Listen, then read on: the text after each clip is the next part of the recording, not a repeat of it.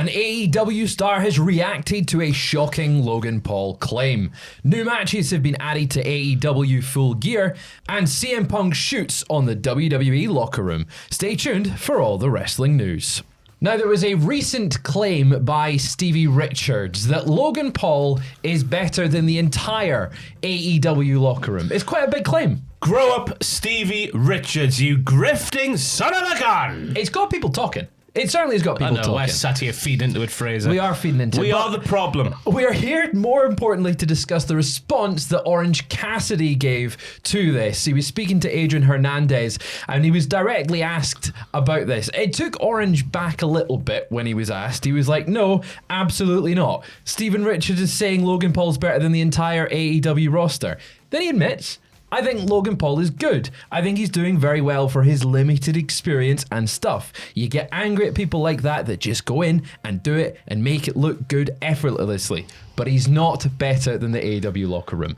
It's such a vague term. He is better than. What facet is he better than? Yeah. Right. Like, when it comes to the actual, like, there's a lot of people on the AEW roster. That's kind of a problem with sometimes. It's quite bloated. Is Logan Paul better than every single person on there? No.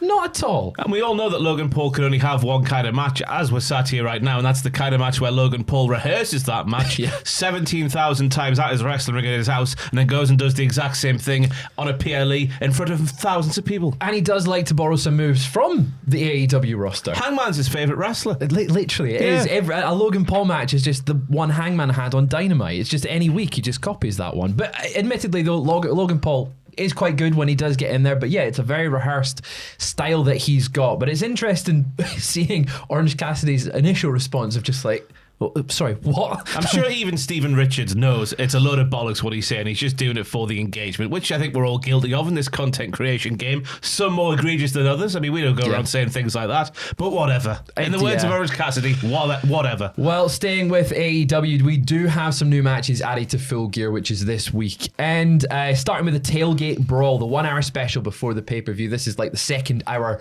of Collision, because 1 hour of Collision was last night. The second hour is on Saturday. Eddie Kingston and Hook have laid down an open challenge to anyone in the locker room. Any predictions on who that'll be? Steven Richards. Stevie Richards. And his miserable co-host, whatever his name is. It's going to be Steven Richards and Logan Paul. That's what it will be.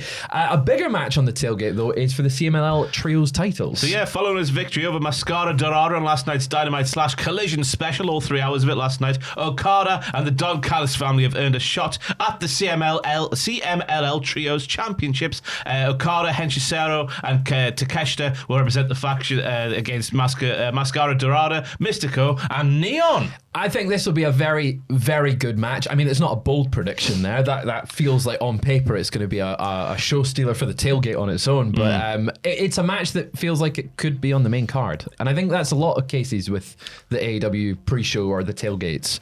It could be really, really strong. But on the main show, we've also had a no-holds-barred match be added between Kyle O'Reilly and Jon Moxley. This is a match that we all expected to be added, I think, based on the outcome of Blood and Guts. Yeah, really shocking to see in the moment Kyle O'Reilly be the one to bring the victory home for his team inside that double cage with that double ring, baby. So obviously this leading on from that makes all the sense in the world.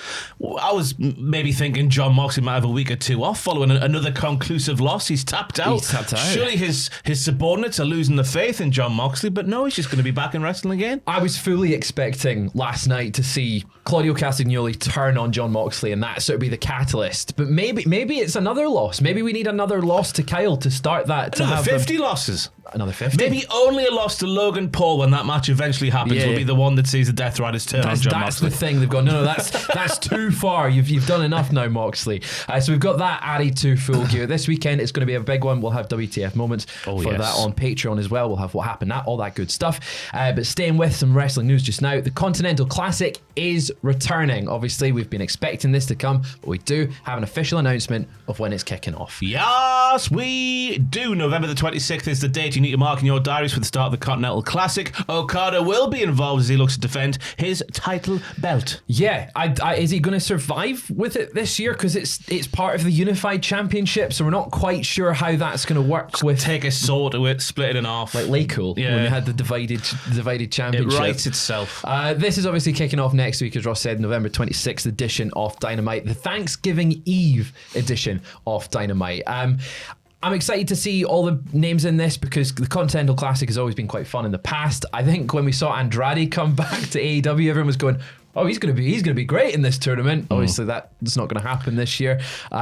Any early predictions on who you want to see I don't win? know, because there's always that one guy, like I think of Brody King last year or the year before, I think it was, where he was just like in there and I was like, ooh, what's he doing in there? Then he becomes like a bit of a standout player. Yeah. It was going to be my pick to be a Victor last year in the tournament, so it was. So I don't know who that guy will be this year. Maybe someone like a Kevin Knight. I'm thinking about someone who's sort of under the radar currently. Fantastic shout. I was going to say Mascara Dorada as someone who that elevates themselves through the tournament, but I think Kevin Knight is probably a good solid bet. Logan Paul would be a great fit for this tournament, I think. He would be a really great guy. Very good fit. But jumping over to WWE just now, CM Punk has been speaking about the WWE locker room and how it is different to what it was like when he was previously there in his original run. Obviously, back then, it was more, as he says the word, combative. That's how he describes it. He describes himself as combative, and he describes how people were fighting for their spots. And he was speaking on the Mostly Sports with Mark Titus and Brandon Walker show, and they asked if the younger guys currently have that combative nature.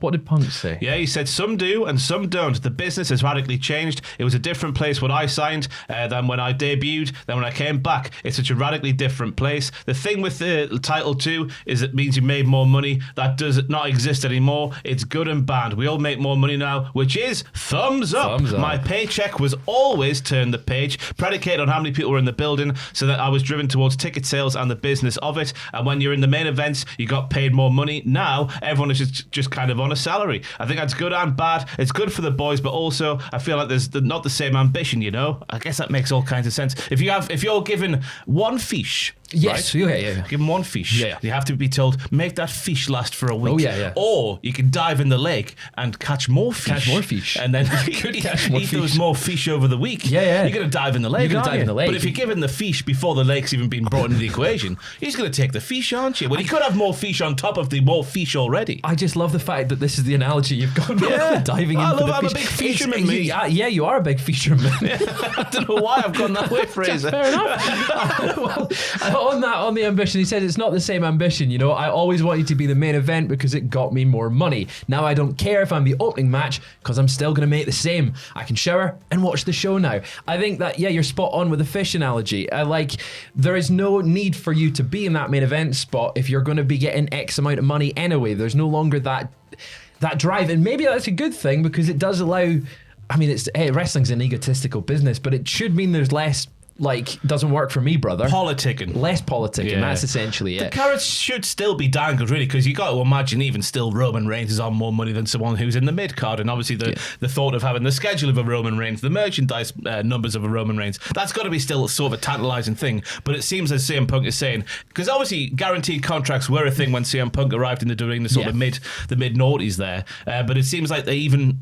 The difference between what you make on the not guaranteed side versus the guaranteed side is a lot shorter. They've bridged the gap, and you're meant to, or you're making a more guaranteed amount, which is great to see. It means that everyone, the ship's being lifted. The rising tides are lifting all boats in the world of wrestling. I do think, it means that people in the mid card are less.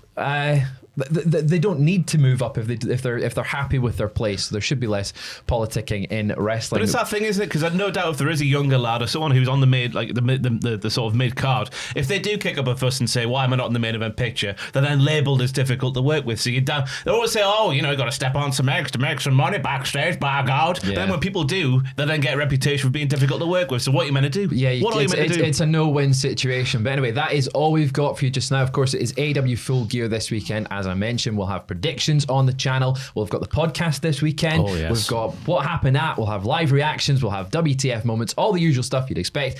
And that is going to be on Saturday night. I can always Yes. forget which day it's on, but it's Saturday night this week. And if you want some clothes, right, damadgesociety.co.uk, 10% off with the code Ross on Wrestling. If you don't know how to spell that, it's me social media tag header thingies, names. It's a great shirt. There's a few of them. You've got quite a few Undertaker, good ones. Stone Cold, CM Punk, all the favourites up the Damage Society. Anyway, go and buy that, and we'll see you later on.